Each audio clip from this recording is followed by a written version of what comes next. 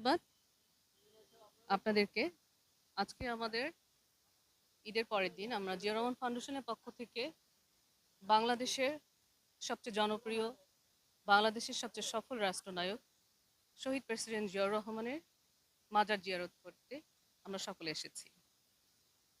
এবারের ঈদুল আজহা এবং ঈদ উল ফিতর দুটোই বাংলাদেশিদের জন্য খুবই গুরুত্বপূর্ণ।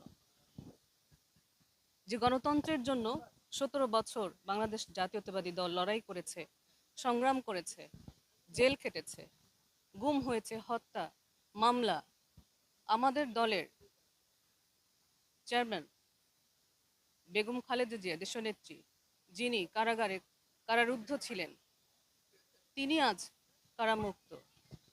আজ এবারের ঈদে তিনি তার সকল নেতাকর্মীদের সাথে, জাতীয়তাবাদী দলের যত নেতাকর্মী আছে তাদের সাথে এবারে ঈদ উদযাপন করেছেন। এটা আমাদের জন্য বিশেষ একটা ঈদ। আমরা শহীদ প্রেসিডেন্ট জিয়াউর রহমানের আত্মার মাগফিরাত কামনা করেছি, দোয়া করেছি এদেশে যেন জিয়া পরিবারের সুযোগ্য সন্তান জনাব জাতীয়তাবাদী দলের ভারপ্রাপ্ত চেয়ারম্যান জনাব তারেক রহমানের নেতৃত্বেই জানি দেশে গণতন্ত্র পুনঃপ্রতিষ্ঠিত হয়, সেই কামনা করছি। সকলকে অসংখ্য ধন্যবাদ। এবং আরও আমরা তার মাজার জিয়ারত করতে এসেছি। আমরা নতুনভাবে এদেশে গণতন্ত্রকে পুনঃপ্রতিষ্ঠিত করতে চাই। আমরা সকলেই সেটা হচ্ছে যে আমরা জিয়াউর রহমানের মাজার জিয়ারত করতে আসছি। আপনার জিয়াউর রহমান ফাউন্ডেশন থেকে, এটা কোনো রাজনৈতিক ব্যানারের বাহিরে আমরা দেশনায়ক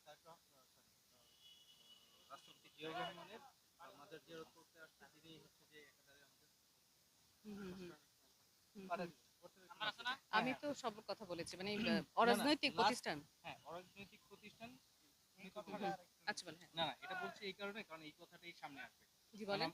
আমরা আসলে এরকম দিয়ে শুরু করবেন যে বাংলাদেশের রাষ্ট্রপতি জিয়াউর রহমান, জিয়া রহমানের দেশের প্রতি অনেক অবদান আছেন।